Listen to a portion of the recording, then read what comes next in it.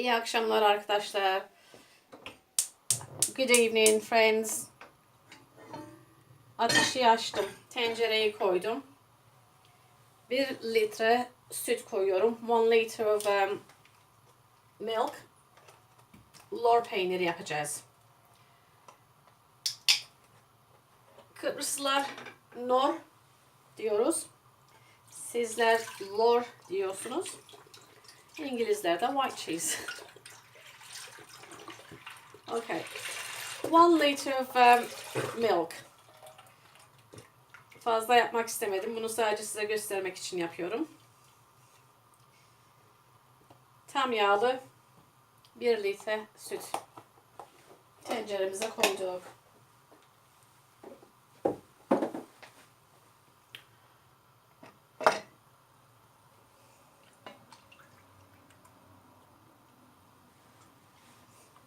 Bunu şimdi böyle karıştıracağız.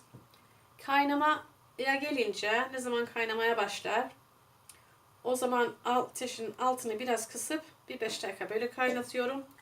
Ondan sonra içine limon tuzu ve limon. Ya limon ya limon tuzu, nasıl isterseniz. Az bir şey de tuz koyacağım. Ondan sonra devam edeceğiz. Biraz kaynasın. Hemen geri dönerim size. I'm just going to bring it to boil and then turn it down and I'll come back to you. Evet arkadaşlar. Sütümüz kaynamaya başlayınca hemen altını kısıyoruz. Az bir şey böyle karıştırıyoruz. When it comes to boil, you need to turn it down immediately and just keep stirring it just for a couple of minutes. 1-2 dakika böyle karıştırıyoruz.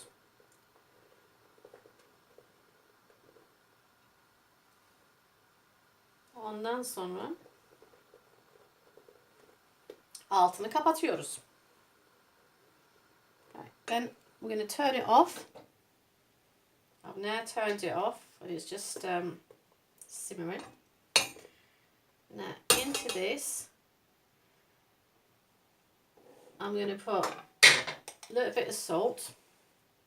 İstiyorsanız tuzsuz da yapabiliyorsunuz bunu. Ben bunu tuzlu yapmak istiyorum. Az bir şey, yarım kaşık tatlı kaşığı kadar tuz koydum. I've put half a teaspoon of salt, but you don't have to. You could actually leave this without salt. And then I've got limon tuzu. It's lemon salt. They're quite thick. I don't know if you can see them like that. They're quite thick salt pieces, crystals. That's salt crystals. You can get them anywhere. It's called lemon salt. Basically, I'm just going to get a pinch because they're quite thick. 3-4 tane yeterlidir. Böyle. İçine atıverdim. Ondan sonra az bir şey de limon koyuyorum. Limon suyu, taze limon suyu.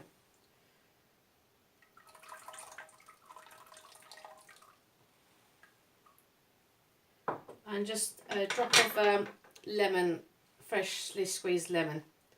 You can also use vinegar. Limon istemiyorsan şey koyabilirsiniz. Sirkeyle de kesebilirsiniz. Bu şimdi hemen kesilmeye başladı. It's starting to bring out lumps. It looks like as if the milk's gone off. But it isn't. What's happening is it's bringing out lumps of cheese. It's like cottage cheese. So what you want to do is leave that now. Bu böyle kalsın. Böyle topak topak lorlar üzerine çıkacak. Ondan sonra onu kevgirle alıp bir dülbentin içine koyacağız. O aşamaya gelince tekrar birlikteyiz. Just going to wait till it's breaking up now, all the particles are coming out cheese. We want to leave it for about half hour and then we're going to scoop it all up and put it in one of those mesh cloths and squeeze it and then we'll have our cheese. So at that stage I will come back to you.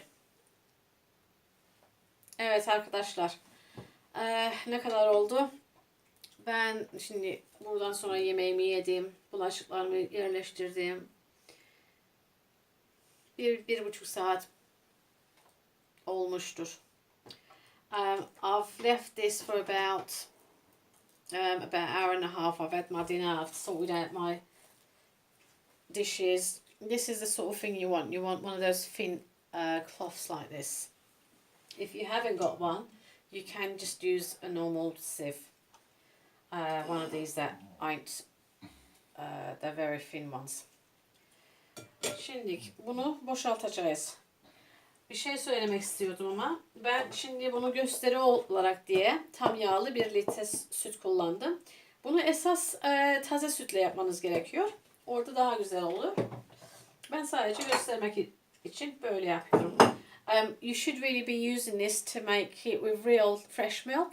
I've just used carton just to show you. So, bunu ben baktım 1,5 saat falan kaldı. Şimdi bunu böyle süzüyorum.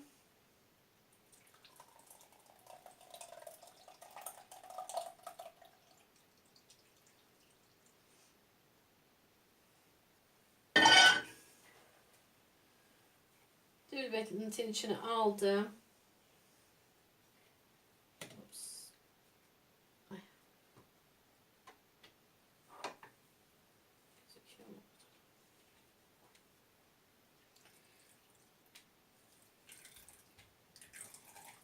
Şu şekilde. Bu artan suyunda dökmeyin. Çorbaya kullanın. Yemeklere kullanın. Hatta bir daha kaynatıp bir daha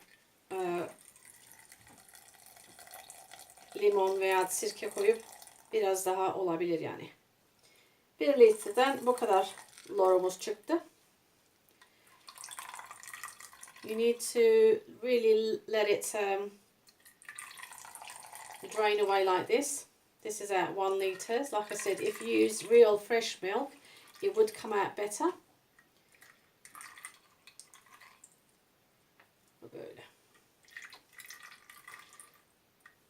Bunu tuzsuz da yapabilirsiniz. Tuzsuz olunca çok güzel tatlılara kullanabilirsiniz. Kıbrısların meşhur nor böreği çok güzel olur. Bir gün de onu yaparız birlikte. Bu şimdi böyle bir güzel kalsın. Süzülsün. Ondan sonra bunu istediğiniz gibi, istediğiniz şekilde lezzet katabilirsiniz. İçine biraz kekik, pul biber, ne bileyim artık sevdiğiniz lezzetlerden. Tuzsuz yaparsanız tarçınlı olur bu. Çok güzel, tatlılarda çok güzel oluyor. Don't throw away the juice of this, by the way, because you can use that in your soups. It's very good for you, especially if you're using fresh, what do we call it? Fresh milk. Bu böyle biraz dinlensin. So we boiled it to boil, simmered it down for about 5 minutes, and then we added salt, but you don't have to add salt. You can do it without. I've added a little bit of salt and lemon salt and freshly squeezed lemon juice. And then you just leave it. Biraz daha kalması gerekiyor. Ondan sonra bunu tabağa alırız. Acele etmeyin. Bunu bu şekilde biraz daha süzülsün. Ondan sonra size göstereyim. Şunu böyle alsam. Şimdi tekrar tencereye koyayım. Onu yine tekrar yine kullanacağız. Tamam. Bu biraz daha süzülsün. Ondan sonra geri döneceğim size. I'm going to let it rest a bit, and then I'll come back and show you what you can do with it. Okay. Bunu ben bayağı bir sıktım. Başka da biraz daha kalırsa herhalde bir de olur ama göstermek amacıyla. I've been squeezing this I'm just going to show you now. Got a little bit more water in that.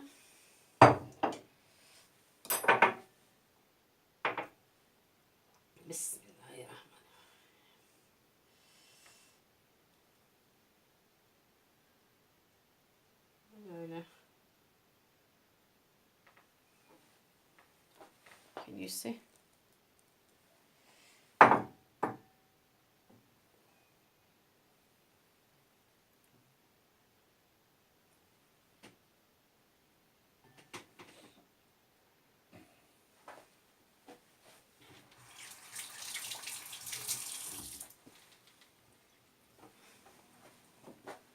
Bakın şu şekilde lorumuz oldu.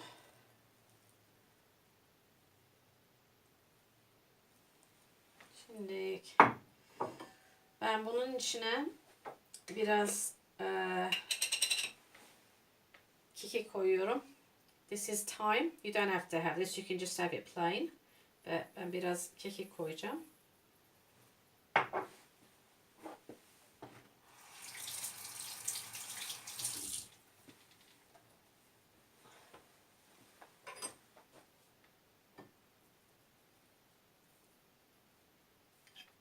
Böyle. Ne kadar güzel kahvaltılık. Çok güzel olmuş. Biraz zeytinyağı koyacağım.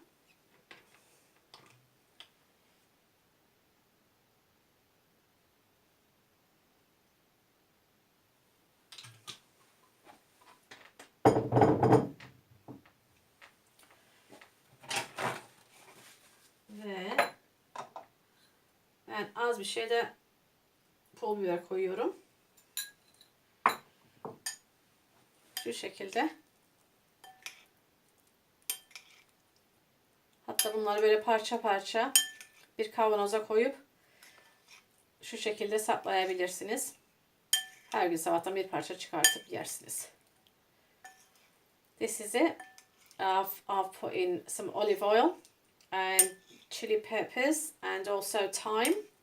But obviously you don't have to. You can just leave it blank, plain. And then you would just have it for breakfast. Like so. Böyle kahvaltılık ekmeğinizin üzerine afiyetle yersiniz şimdiki.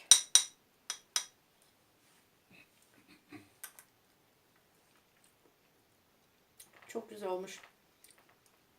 Bence biraz daha tuz da lazım. Artık o lezzetinize göre, damak tadınıza göre. It needs a bit of salt, but it tastes really nice. So give it a go and let me know how it turns out. Dediğim gibi tuz koymazsanız bunu tatlı olarak da yapabilirsiniz. Onu tarçınla karıştırıyorsunuz. Kullanacağınız zaman da şeker de ilave edip tatlılara kullanıyoruz.